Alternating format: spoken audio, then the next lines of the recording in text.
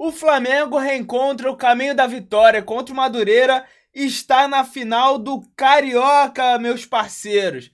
Fala, meu parceiro e minha parceira rubro-negros, tudo bem com vocês?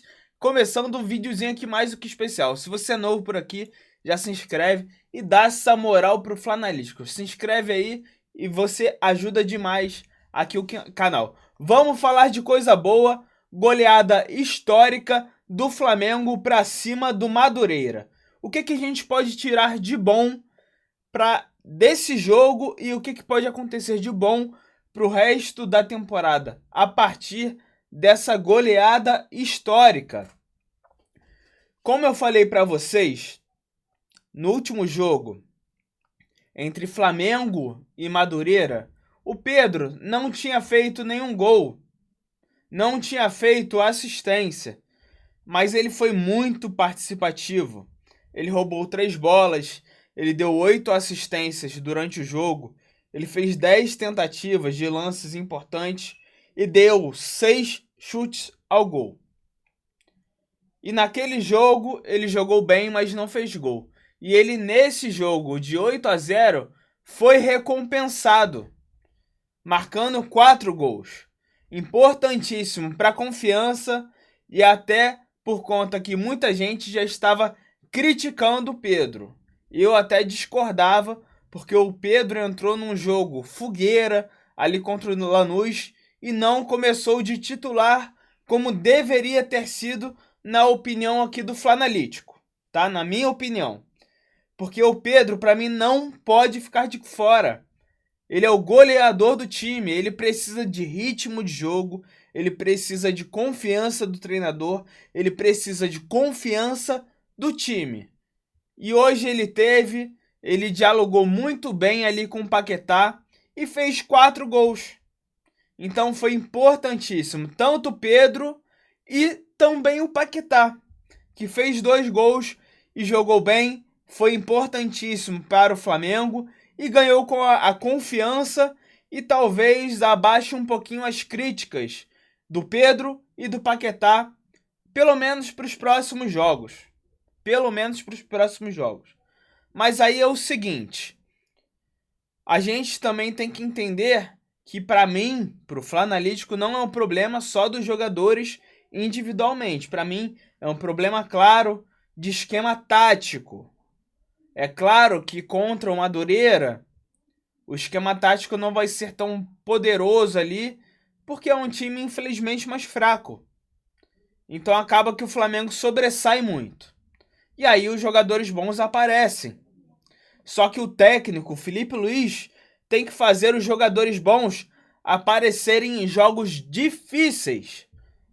De que forma?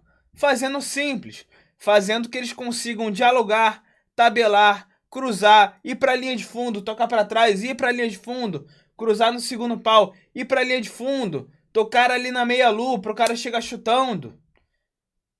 Ter toque de bola, ter infiltração, ter aquela questão de que você vê que o time está entrosado, que a gente não vê. E não faz sentido a gente não ver um time entrosado, porque é basicamente o mesmo elenco desde que o Felipe Luiz chegou. E aí eu digo mais, o Luiz Araújo entrou bem novamente, se arriscando, tentando fazer acontecer. Porque esse cara não é titular do Flamengo.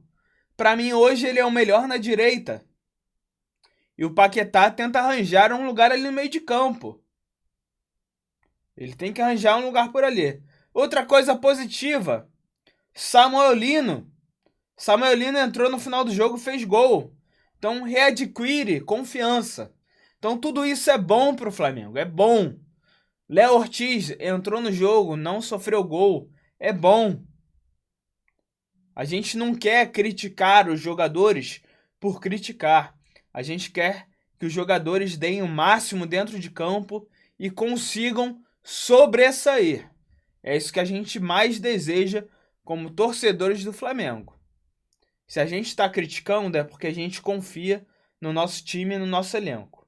E o Felipe Luiz, sim, tem que conseguir extrair mais. É claro que é fácil falar, depois que venceu de 8-0 do Madureira. É simples, tudo bom, mas a gente também sabe que ele é um time fraco. Mas também pode ser o primeiro passo para melhorar o ano de 2026. Os 3 próximos jogos são muito importantes.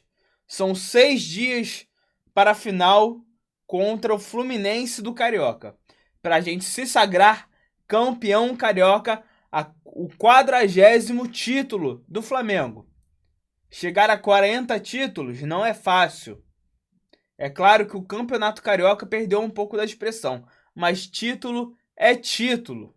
E a gente tem que buscar isso com toda a raça, todo o empenho que a gente teve nesse jogo de 8-0.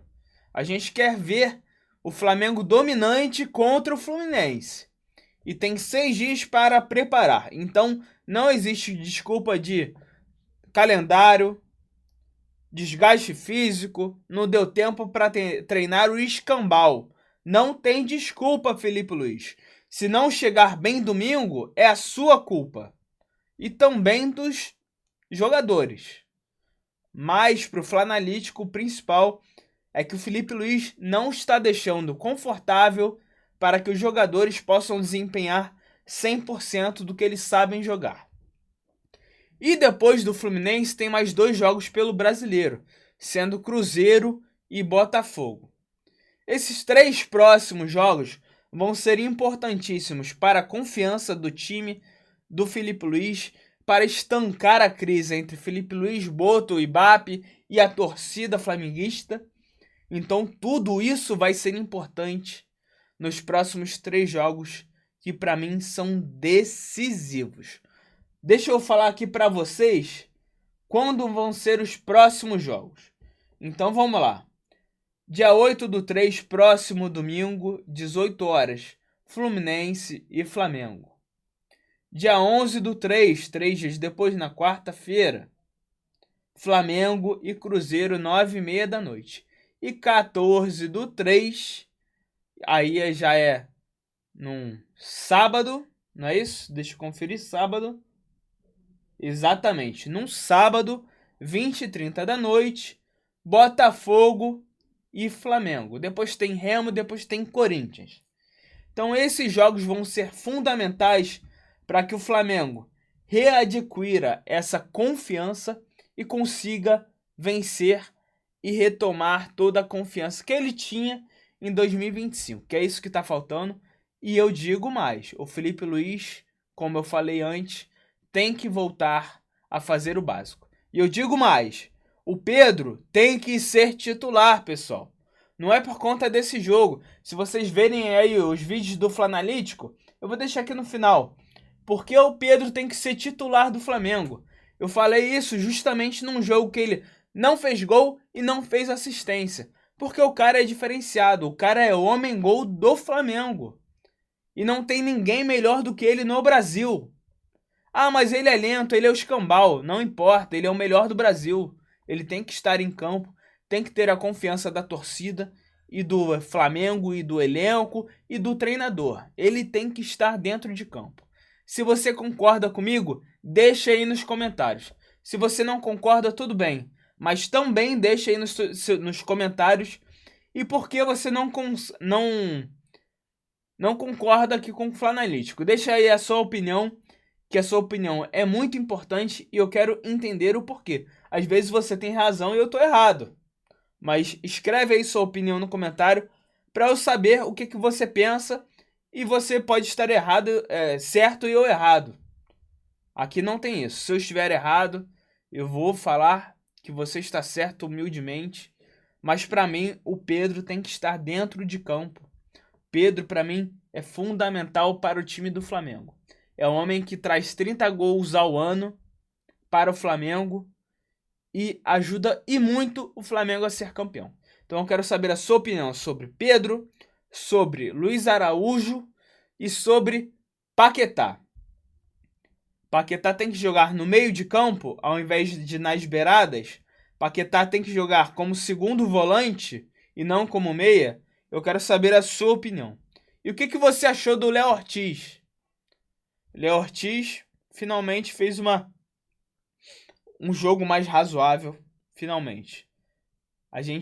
Todo mundo sabe da questão técnica da qualidade de Léo Ortiz. Só que ele tem falhado demais. Então, para mim, hoje, Léo Ortiz não é titular. Para mim, hoje, a zaga titular é Léo Pereira e Danilo. Qual é a sua opinião? Quero também saber. Deixa aí nos comentários. Vamos conversar. Beleza? Tamo junto. Finalmente, o Flamengo deu uma vitória para espantar essa crise. E agora a gente se vê amanhã com um vídeo novo, vídeo informativo, vídeo de análise, vídeo de informação, vídeo de opinião. Então se inscreve aí no Flanalítico, não dá mole, beleza? Tamo junto, é nóis e saudações!